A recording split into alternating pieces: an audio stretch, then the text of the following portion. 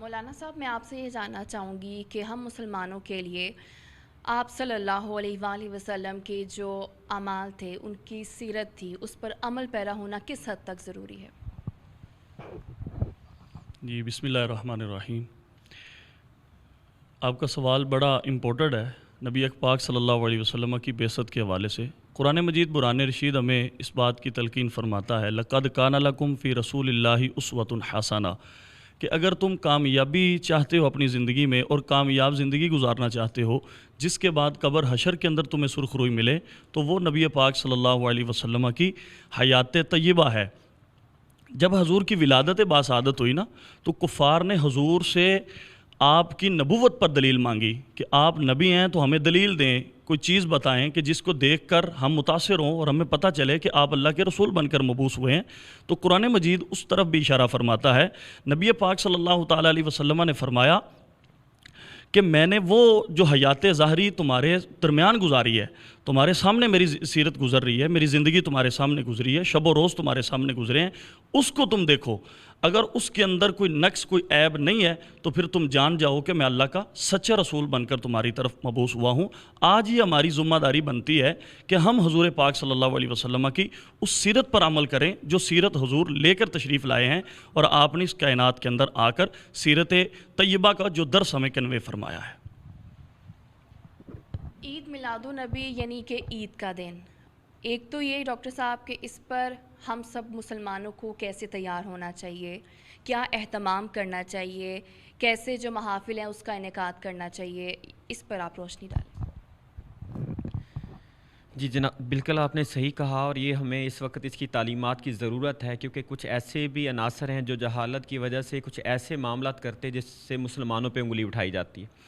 تو میں آپ کے چینل کے تھرو یہی میسج دوں گا کہ ہمیں جو بھی معاملات ہیں، جو علماء حق ہیں، ان کو سامنے رکھنا چاہیے، جو جید علماء کرام ہیں ان کی تعلیمات کو ملحوظ خاطر رکھنا چاہیے۔ اور یہ جو 1400 سال سے میلاد پاک منایا جا رہا ہے، ہر دور میں اس دور کے تقاضوں سے منایا گیا اور آج تک منایا جا رہا ہے۔ جو ہمارا دور ہے، اس تقاضے کو سامنے رکھتے ہوئے اپنے ہر طرح کی خوشی کا اظہار کریں، اپنے گھروں کو سجائیں، اپنے دکانوں کو سجائیں، اپنی مساجد کو سجائیں، اپنی گلیوں اور بازاروں کو سجائیں،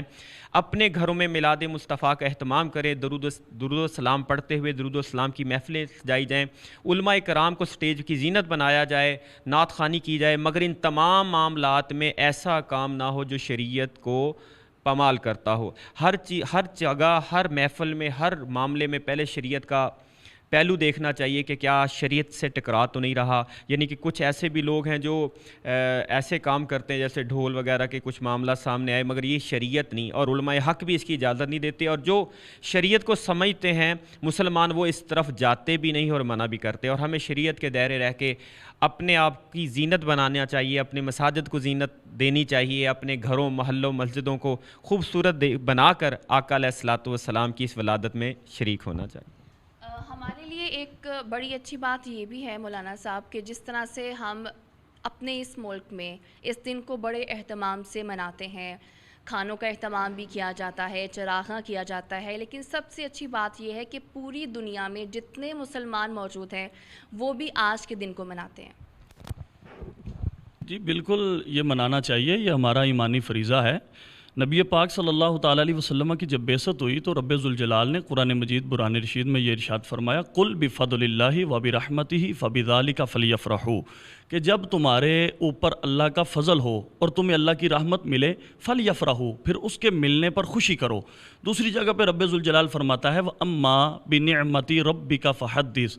کہ جب تمہیں اللہ کی نعمت ملے تو اس کا چرچا کرو۔ پھر رب ذوالجلال قرآن مجید برہان رشید میں ارشاد فرماتا ہے لَقَدْ مَنَّ اللَّهُ عَلَى الْمُؤْمِنِينَ اِذْ بَعَثَ فِيهِمْ رَسُولًا، یہ قرآن ہے، فرمایا کہ میں نے مومنوں پر بہت بڑا فضل کیا ہے، بہت بڑا احسان کیا ہے کہ میں نے اپنا نبی نے عطا فرمایا ہے۔ تو اس حضور کے ملنے پر، ان کی تشریف آوری پر یہ ہمارا ایمانی فریضہ بنتا ہے کہ ہم نبی پاک صلی اللہ علیہ وسلم کی آمد کی خوشی منائیں۔ لیکن اس آمد کی خوشی کے اندر جو تقاضے ہیں، جو ہم سے تقاضے ہو رہے ہیں کہ حضور کی بعثت ہوئی تو کس لیے ہوئی؟ ہم حضور کا میلاد بھی منائیں، پھر ہم 2 نمبری بھی کریں، ہم حضور کا میلاد بھی منائیں، پھر ہم رشوت بھی کھائیں، حضور کا میلاد منائیں، پھر ہم والدین کو بھی ستائیں، ہم میلاد بھی منائیں، پھر ہم وائلیشن بھی کریں، اپنے ملک کی جو ہے وہ اداروں کے ساتھ بھی ٹکراؤ پیدا کریں، مختلف نوعیت کی اس طرح کی بیماریاں ہمارے اندر جنم لے چکی ہیں جو ہماری ایز اے مسلم ہمارے اندر نہیں ہونی چاہیے۔ نبی پاک صلی اللہ علیہ وسلم نے جو ہمیں سیرت اور تعلیمات دی ہیں وہ بڑی اچھی ہیں اور بڑی پاکیزہ اور صاف ستھری ہیں، یہ رسول مبین ہیں، یہ کھلی ہوئی کتاب کی مانند ہیں، ان کو دیکھتے جائیں، عمل کرتے جائیں، انشاءاللہ دنیا و آخرت کے اندر ہماری جو ہے وہ بقا ہی بقا ہے، اور وہ صرف اسی معنوں میں ہے کہ ہم نبی پاک صلی اللہ علیہ وسلم کی جہاں پر آمد کی خوشی کر رہے ہیں تو وہاں سیرت پر بھی عمل ہمارا ہونا ضروری ہے۔ نبی پاک صلی اللہ علیہ وسلم جب مدینہ طیبہ میں تشریف لائے ہیں، مسلم شریف کی حدیث ہے، فصعد الرجال والنساء فوق البیوت وتفرق الغلمان وینادون یا محمد یا رسول اللہ صلی اللہ علیہ وسلم۔ حضور جب لائے ہیں تشریف تو انہوں نے خوشیاں منائی ہیں، عورتیں، نوجوان، مرد وہ چھتوں پر تھے، بچے غلمان گلیوں میں دوڑ رہے تھے، اور اس وقت لوگوں نے سنیت الوداع کی پہاڑیوں کی طرف رخ کر کے ترانے پڑے ہیں، طلع البدر علینا من سنیات الوداع وجب الشکر علینا ما دعا للہ داعی۔ تو ان ساری تعلیمات کے پیچھے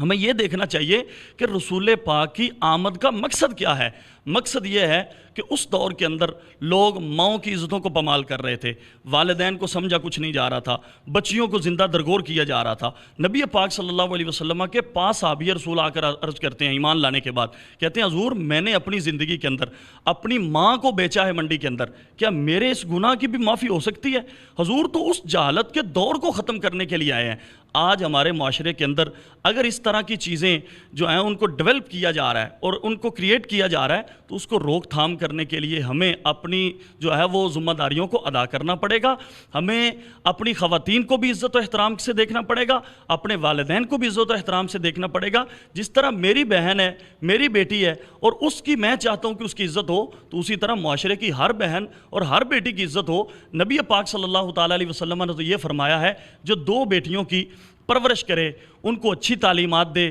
ان کو اچھی طریقے سے گھر سے رخصت کرے، فرمایا اشارہ کر کے ہاتھ کی انگلیوں کو ملا کر حضور نے فرمایا ہے کان معی فی درجۃ یوم القیامہ، وہ قیامت کے دن میرے ساتھ جس طرح یہ انگلیاں ملی ہوئی ہیں وہ قیامت کے ساتھ میرے ساتھ اس درجے میں ملا ہوا ہوگا جو اپنی دو بیٹیوں یا بہنوں کی پرورش کر کے وہ ان کو گھر سے رخصت کرتا ہے۔ یہ تعلیمات پہ عمل کریں گے تو انشاءاللہ دنیا و آخرت کے اندر کامیابی